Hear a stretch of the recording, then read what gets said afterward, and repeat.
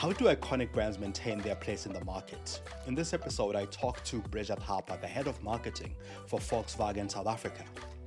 We discuss how they engage with fan-led communities and take on feedback from these communities to include in their marketing, communication, and advertising. To answer your question on a marketing level, from an advertising point of view, I suppose we've maintained that cult status for the brand as a whole by having a really solid voice. So we've got quite a strict, and I mean beyond a CI, we've got very specific tonality and very specific what's the word, for want of a better word, like a brand print that we stick to.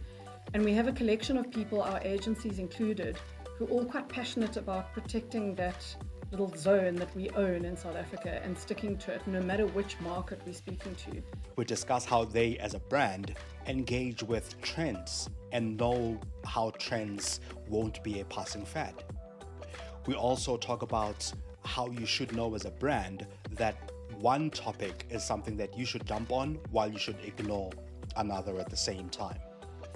This is The Lead Creative. I'm your host, Mongezi Mtati. Thank you for joining us. Enjoy the show. Welcome to the Lead Creative Podcast, where we talk to creative industry leaders, influencers, and brands. We discuss the strategies that influence brand thinking and shape industries. Thought leaders and heads of agencies let us in on some of their thinking and insights. I'm your host, Mongezi Mtati. Enjoy the show, and please share and subscribe. Bridget, thank you for making the time to talk to us on The Lead Creative. Before we start, what's the first piece of marketing that you remember seeing? And what was it about that piece of work, marketing or advertising, that stuck with you all these years? Interesting question. So I think we only got TV when I was a child, when I was about 10. My parents were very conservative. And I certainly don't remember seeing anything before TV. But there was a ridiculous ad on TV that was for sun powder and rinse aid. It was a lady with a glass plate in front of her face. And my sister and I could memorize every single word of that advert. We still phone each other and joke about, look at me, you're looking at me through a glass plate washed in my dishwasher. That, and there was the Cremora ad, and I mean I grew up in the 80s of the times of those real iconic ads where you knew them by every word, and you were almost gifted advertising, whereas now it feels a little bit intrusive, if you know what I mean. Whereas back in those days, it was almost kind of like part of our entertainment. Those are my earliest memories. And that's interesting about advertising, this thing that it's intrusive when actually we are searching for brands so much more, that there are so many opportunities for brands to make it non-intrusive because we're giving them all of this data. Where are we missing it? Yeah, I think to a large degree we're missing it in programmatic advertising specifically, because I put just from a consumer point of view, I feel like when I'm reading an article and there are more adverts in it than the content, it's quite frustrating. So that feels intrusive. But I suppose the positive of that is where content marketing has become so successful, is it's a way of really integrating the brand message into content that you have already selected to watch. But it's got to be, I mean, like with anything in the world, it's done very badly and it's done extremely well. So we just have to, kind of monitor it, I guess, and see where we're really adding value to consumers. Because yes, I agree with you largely that people are hunting for brands. They're looking for information on brands. Brands are part of their personal branding, all of us. But at the same time, you also don't want to cause irritation, and you don't want to ever be in that position where people are thinking, like, get off my feed. Yeah. Yeah. VW is a globally iconic brand, but just bringing it back to South Africa, I think of the Golf Mk1, for example, which holds legendary cult-like status in South Next Africa. level. Yeah. And it's different in every part of the country that you go to, every part of the world, right? Like it has its own distinct feel. How has VW managed to maintain that iconic status over the years, especially in South Africa? Yeah, good question, Mongezi. So you say iconic status. I mean, our golf fans, all of the golfs, but starting from the one right through to where we are Yeah, now, are next level fans. You can see them en masse in February in Bella Bella at the Dub Fest, which is a fan created festival. We've got nothing to do with it. That's been solely created by the fans, and that is, as you point out, absolute cult status. And I think, as much as we'd love to take credit for all of that being pure marketing, I guess it starts with the product. right. So back in the day, that Mark One was an affordable car. It was fun. It was colorful. It was an entry point for students, and it was extremely well marketed. We kept that Mark One going. I'm not sure if you're aware, we're the only market in the world where that Mark One kept going despite having Mark Two, Mark Three, Mark Four. Yeah, And yeah, that car was produced in South Africa, in Quebec, until 2010, when we finally had to retire it, to make way for the new Polo Vivo, yeah. which is also, the baby cousin of the Polo. And I guess to answer your question on a marketing level, from an Mm, advertising point of view, I suppose we've maintained that cult status for the brand as a whole by having a really solid voice. So we've got quite a strict, and I mean beyond a CI, we've got we've got very specific tonality and very specific, what's the word, like for want of a better word, like a brand print that we stick to. And we have a collection of people, our agencies included, who are all quite passionate about protecting that little zone that we own in South Africa and sticking to it, no matter which market we're speaking to. Because the Volkswagen brand is a mass market brand. mm. We have to make sure that we appeal across a really broad spectrum, excuse me, of people. Um, and we kind of do that by sticking to the same brand voice across all of the comms touch points and Yeah. across all of the models that we market. You mentioned that the Volkswagen brand has is a very strong brand, has a very strong brand print, I think, to use your words. How do Yeah. you navigate the varying perceptions, though, that the brand holds in different communities? I mean, like I mentioned, the Mark One. So, as an example, I mean, growing up, to your point about it being an affordable car, a car for students, I remember it. I mean, I remember at some point in my life it was being driven by students and it was being driven by families. Like it was a family car on the one hand and it was a student car on the other hand, and the Yeah. perceptions of it differ and vary. How do you maintain that resonance across these audiences when the perceptions of the brand mean so many different people, so many different things to different people, rather? Yeah, I think, as I said, we've got a group of custodians of the brand, and despite the fact that there are various models from the entry point to the very luxury point, what we're consistent about sticking to is always putting people at the center of our messaging. So that's where the Volkswagen brand really differentiates between, well, we believe between, from other car brands, is that, Yeah, I mean, it's even in our name. Volks means people in yeah, German, so it's like the people's car. yeah, And so you'll see throughout the years, as the work has changed from the 80s to the 90s to today, it's always with people at the heart of the work. We'll never talk about features just for yeah. features' sake. It's always about the Mm, people. And that's kind of universal, no matter which segment you're in. If you're a city golf driver or a Touareg driver, people are people, hey? And we also try and kind of, I think the one thing that the brand always tries to stay authentic to and true to is this people's cars sentiment. So in all of our work, we try and weave lots of emotion, and emotion can be from a tear to a feeling of adrenaline when you're in a GTI, to laughing. So there's always a little bit of humor. There's always a story about people. There's always really touching the heartstrings, and that as I say, if you look back to the 80s, that has been the one consistent thread that I think will stick to the Volkswagen brand. And like I said, a very passionate sort of collection of people across ourselves and our agencies. Yeah. And what we always talk about is the fact that when you handed the brand, you handed it in a certain condition, and it's your job to polish it while Yes. you are the custodian of the brand, and gift it to the next person in better condition than when you found it. And I think that philosophy, we've been fortunate enough that that philosophy has pulled through for, at least the last 20 years or since Yeah. I've been around. And so the marketing doesn't have an individual's touch to it. It's still got that Yeah. consistent brand voice, which is bigger than the individual that's managing the brand, if that makes sense.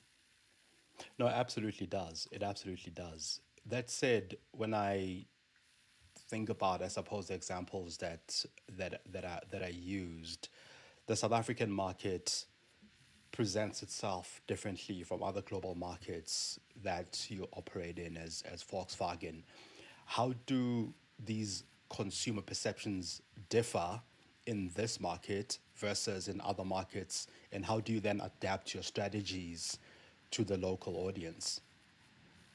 Yeah, so I suppose like with all multinational brands, there's a global strategic footprint for the brand, which we most certainly have to adapt locally because this isn't Europe. We've got some very unique and colorful and interesting audiences, whereas the European audience is a lot more homogenous. Yeah. So I think what we do is take that global brand strategy and implement in a way that makes sense for South Africa and that makes sense for our audience. So, yeah, again, the Volkswagen brand stretches across a wide offering of products from the affordable entry level to the luxury SUV. And so, what we try and do all the time is just make sure that we keep the same persona across that model range. So, Yeah. Volkswagen it's your friend next door. Do you know what I mean? We Sure. we we try and be well, not try to be we aim to be humble and personable and like a good friend that you'd want to sit down and have a cup of coffee with, and you do that across the range, and no matter who you're speaking to, because in the South African context, as you're pointing out, I mean, we've got so many fragmented cultures, languages, so many different fashions, so many different, what's cool, what's not cool. But at the end of the day, inside, we're all just people, and we've all got friends. We all like to have a chat with the person next door, and that's how the Volkswagen brand positions itself as being more than just a car. So our brand positioning is beyond the drive, and what that talks to is that Volkswagen is more than just a set of four wheels and a metal shell that gets you from point A to B. So that's very interesting about the brand, and we all experience this. That said, one of the things that sometimes happens quite a lot, and you might have experienced this as a brand as well, is that some brands tend to lead pop culture, stay on the cusp of what's happening, and almost keep up with the times. Others don't, and they struggle to then try to catch up. How do you stay ahead of cultural trends and embed yourself authentically within these cultural trends to maintain that iconic status? Yeah, trends is an interesting topic because it can become quite distracting and quite dangerous territory, I think, for brands to constantly be on the lookout of what's the new hot thing. And what we try to do is always be quite conservative in our approach, rather than just jumping on the bandwagon because it's kind of the new fashion. And I think the feedback within our team and to the agency is always like, what is Volkswagen's participation in this conversation? So if you're talking about a trend, let's use mental health as an example. So now this is the new zeitgeist, is acknowledging and trying to give a voice to people with mental health problems. Now, if Volkswagen as a brand jumps on that as a topic, we have to have some business impact to back up that discussion. So, what are we doing for our staff in this space? What do we do for our customers in the dealer space? And if you don't have that to back up your claim, then you're in very, very dangerous territory. So we don't do things just to kind of join the conversation. We will only join the conversation if and when we really feel like we can participate in it and we can make some kind of change. And I think it's really important for brands to be in these conversations, because at the end of the day, we are, as as much as we recognize the influencer industry is huge, brands are influencers too. So what we do with our voice, where we talk about, people being aware of their prejudices, of how they treat, other people, we need to make sure that we can do it authentically. And that's why I say, yeah, the key to your question, I suppose, was in the word authenticity. Is it has to really sit comfortably with where you stand as a brand, and also the interface that your customer has with that brand. So don't, we need to recognize that we have dealers all over the country, and people have a lot of other contact points other than just our social media pages. So you need to be able to authentically live that message rather than just jump on a bandwagon of trends.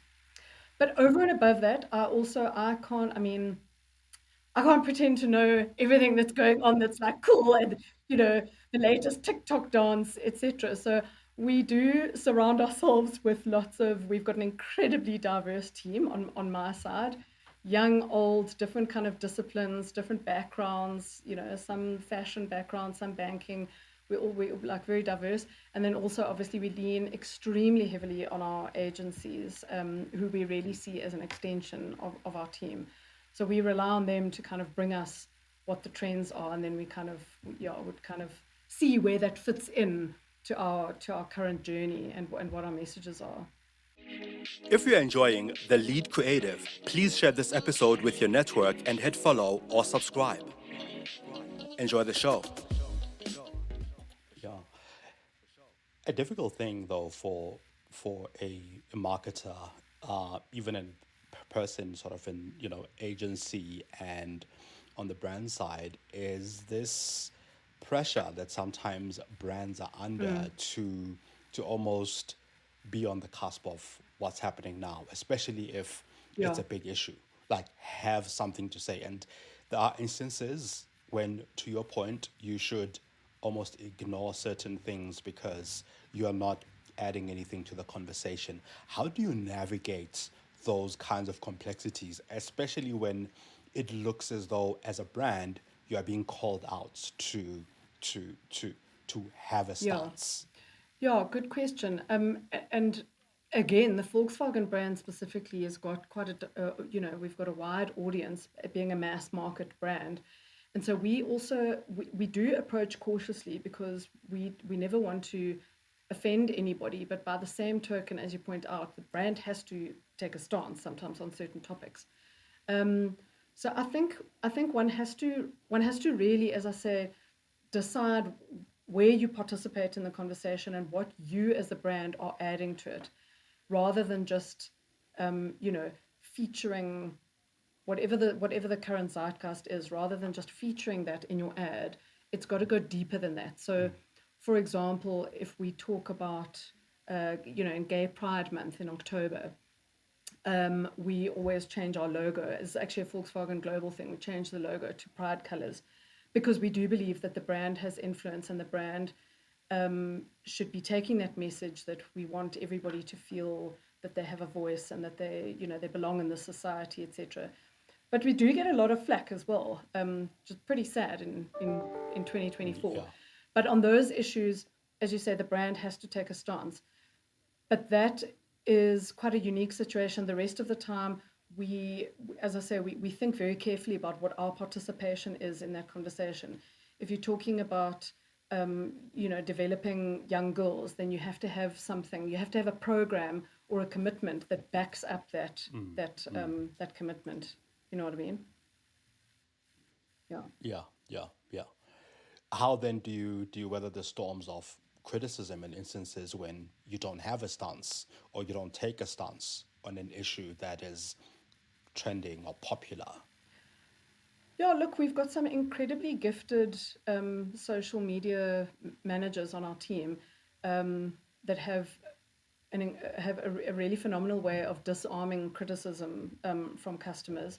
But I think it depends on the topic. It depends on, which hill are you going to For sure. die on. Sometimes you've got to just leave things alone.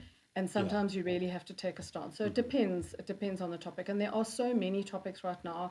There's so much need globally as well, and there's so much need for awareness of so many different topics. So I think you've got to pick one True. to focus on and really see where your brand can make meaningful change rather than just participating in Yeah. conversation, and then do it properly. So we always, like on our team, Yes. budgets are limited, resources are limited. And so we say, pick one thing rather than multiple things and do it properly. So we pick football Yeah. development as an example, as a sponsorship. And, we as tempting as other offers are, because there's lots of need in this country and lots of areas that we could and potentially should get involved, but we pick that Yeah. like women's soccer development, and that is our project that we can make meaningful change in some people's lives, and then we do it Yeah. properly. Yeah. You mentioned the partnerships with your agencies as well, and I know that Volkswagen has long-standing partnerships with some of the agencies that you work with. How do these long-term type of relationships contribute to keeping the brand innovative in a fast-changing market? Yeah, look, I think for me, one of the biggest things with we have four different agencies. The biggest factor for me with our agencies is the creative output. So we need to make sure, and I think Yeah. that's something that the Volkswagen brand has been very well known for over time, is creative excellence, not just in the ideas and the thinking, but also the production quality output of everything that we do. So we really do aim for the best, and surround ourselves with the best thinkers and the best creativity that the country has to offer. But we are a big corporate, and so we've got their governance considerations to make as well. So these long-standing relationships are fantastic, but they're also done within the confines of what is right, and kind of being operating as a brand with integrity. Um, but yeah, sorry, circling back to what I was saying, creativity, and the second thing for me would be trust. It's incredibly important for us to trust. So much of this industry is based on relationships and having really great chemistry with your team, and being able to mentally and creatively be on the same page, and to kind of have a shared vision, I think is really important. Because if you think about it, when an agency brings you a concept, it's a piece of paper, and so you've all got to be in the Yeah. same headspace and understand what that vision is, and have the same kind of end goal. So that trust, basically, the two biggest things that I would seek in an agency would be trust, and that creative output or the creative thinking, if that makes sense. Yeah.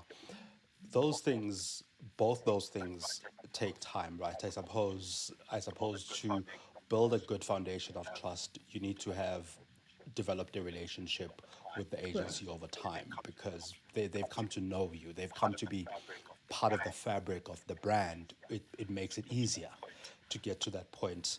Um, how do you how do you get there though? Like, how do you cross that bridge to a point where we are an extension of each other's teams, and some of the ideas that you bring in are ideas that resonate with us? Because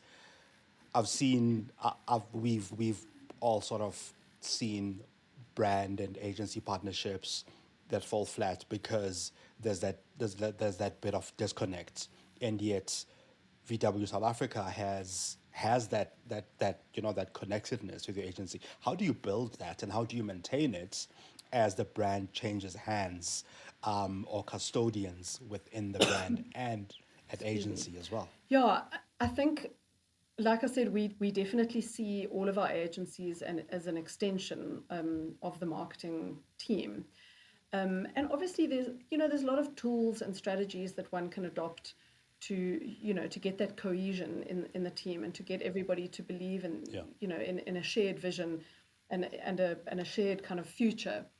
Um, but we speak to each other like a family, is what we always say, or a little bit like a marriage. You're allowed to fight Families do fight, families disagree, but at the end of the day, they still come to the supper table and eat together, if you know what I mean. So we do, yeah, Yeah, with yeah, all of the agencies, we operate in a fairly honest environment. I mean, when somebody is unhappy or disagrees, you will know. And then we have quite a robust discussion around it. And I think as well, everybody's opinion matters, which I know sounds like quite a fluffy thing to say, but I do mean that genuinely. That on our team, everybody has a voice, and I'm talking the extended team. Everybody has a voice. We don't treat our agencies with that sort of concept of, well, we're the client and we're paying, therefore we write. We'll say, okay, let's talk about this yeah, point that you disagree. If you want it like this and we want it like that, let's talk about it. And sometimes we come over to their side and sometimes they come over to our side. And it's just a constant negotiation. But you've got to feed, it's a relationship, yeah. right? So you've got to feed a relationship.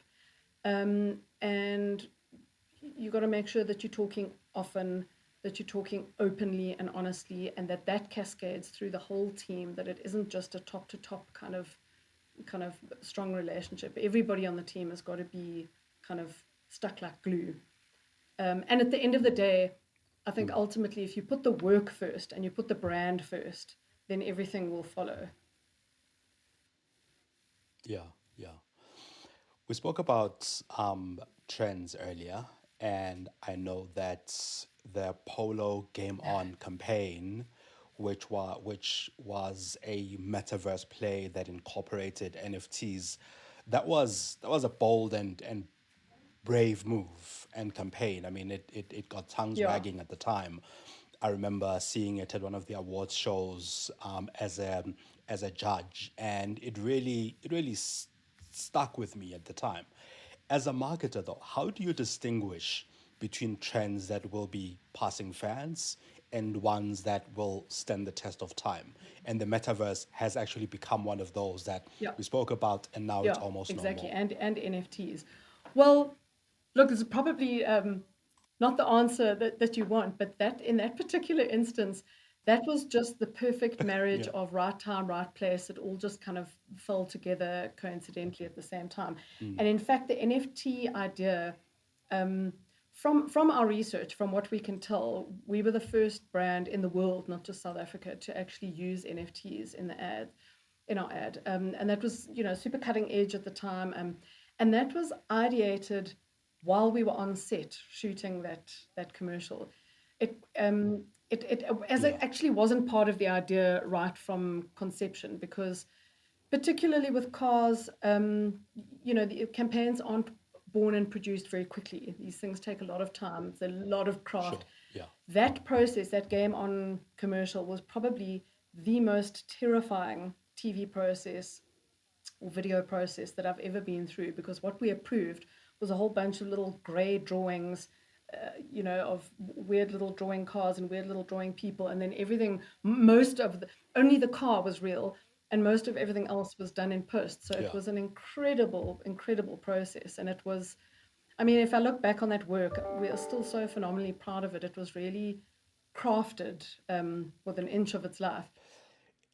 Is it so? So is it a combination of instinct and, of course, stars aligning, as you've just put it? Because at times, if you take the wait and see approach, which is what you've described earlier, if you take the wait and see approach, you miss the boat and you become a brand that is left behind on something, or you jump on the bandwagon later. And we are seeing that with very many brands that look and feel like, oh, okay, so you are also part of this trend now. How do you is it do you take a test and learn approach?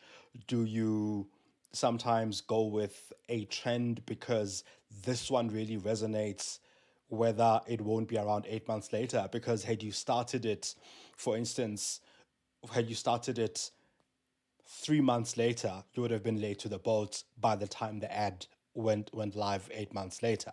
So how do you balance it?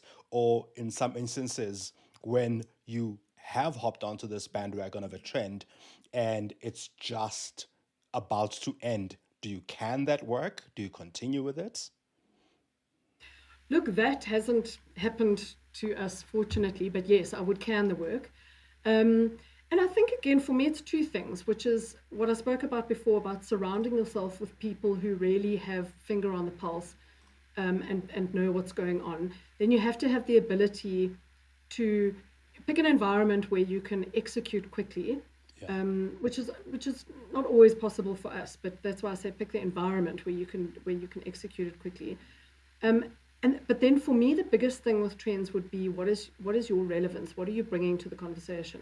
Yeah. So don't do NFTs because NFTs are the next hot thing, because you will fail, because nobody cares. If NFTs are in fashion, or they were, I mean, that's so 2022, Mongezi, NFTs, but don't do it for the sake of doing it.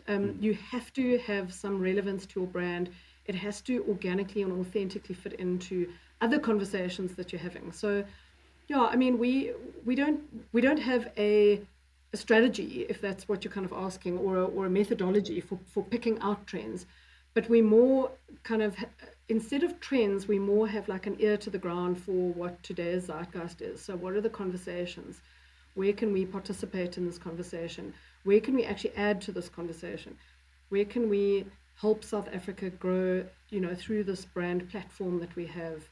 Those are sort of the trends that I'm more interested in rather than what's the latest TikTok dance, which I wouldn't know anyway. Yeah, but maybe you'd be good at it, you know? No, no, no, no, no, no. Proven on camera, unfortunately, that no. We all have our special talents, and that Yeah. is not one of mine. The brand has a loyal fan base of car enthusiasts, people who love the brand, as you mentioned a bit earlier on. How do you incorporate some of the things that happen in these communities into your marketing, or take some of that feedback and almost show a bit of a nod to the community that we are here and we are listening? How do you manage that? That is something that we always consider in every single piece of work that we do. We consider, are we reflecting our audience? Can they see themselves in this work? And obviously, listening to people is much easier these days with all the tools that we have. So, one likes to think, like all brands, that you've got your ear to the ground, and that what you're representing of your audience is relevant. But you mentioned loyalty. I think this is a different type of business that we work in. With the FMCG, for example, your risk as a consumer, your risk in spending 30 Rand on a new toothpaste brand is quite low. For us, a car purchase is the second biggest purchase that you'll ever make in your life. So loyalty is absolutely fundamental to the sustainability of our business. It is most brands will say that, but I think for cars specifically, once you're out, it's a lot of hard work to get you back into the brand. So that loyalty pillar and that loyalty focus on our business is critical. And absolutely right that how we, there's lots of nurture journeys, and we have lots of CRM activities and those sorts of things to nurture loyalty in practice. But I think executionally, to just always represent who your audience is, so that people can see themselves. They can. It should be like looking into a mirror, really, in your communications. If you're enjoying The Lead Creative, please share this episode with your network and hit follow or subscribe. Enjoy the show. How do you collaborate with these fan-led communities? Do you ever collaborate with them? Because like you said, they are led by the communities themselves, by fans themselves, and those are the people driving it. How do you create some of these bridges to connect with those communities? Yeah, probably, if I'm honest, probably not as much as not as much as we could, and not as much as we should. But we have, for the last couple of years, we've been participating in the Dub Fest. That's that festival that I mentioned that takes place in Bela Bela every February. It's a fan-created event, got nothing to do with us. And we participate in that. We don't want to come in as the big brand and start leading it because it's their event. But we've had some presence there and taken some press there for the last couple of years. And then, other small activities like we take people on tours of our factory, which I know might sound incredibly boring, but it's really, really fascinating to see how our car's built and to really see the brand from the cradle. But to answer you, probably don't engage with them as much as we could.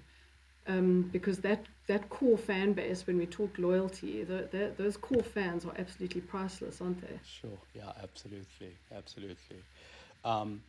So, Bridget, we have a question usually that we ask our guest to leave for our next guest. And our previous guest on the podcast was a true crime podcaster by the name of Nicole Engelbrecht.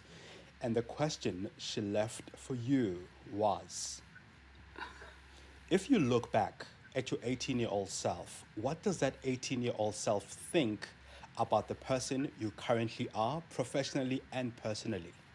Is that 18-year-old proud of who you have become? Wow, that is so deep and it makes me quite emotional. Yes, my 18-year-old self is ridiculously proud of me today.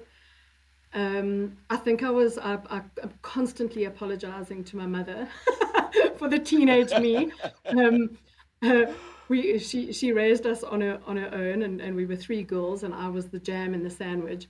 And I think I aged her dramatically. I was a very difficult teenager. And I think at 18, specifically at 18, I mean, gosh, I was in first year at university. I studied drama. Well, I started fine art and then I moved to drama. I was so flipping lost, man. And I thought I knew everything, and boy, was I wrong. And now, yeah, certainly career-wise, I mean, it is what it is. I suppose in theory, I have done well. But for me, what's important is, am I happy in my job, which I am. I mean, I'm ridiculously happy in this job. I feel so privileged to work on this brand and serve this brand. And then in my personal life, I've got world's best husband, two little boys who are healthy. And so, yeah, I got my act together finally, 18-year-old me. Well done.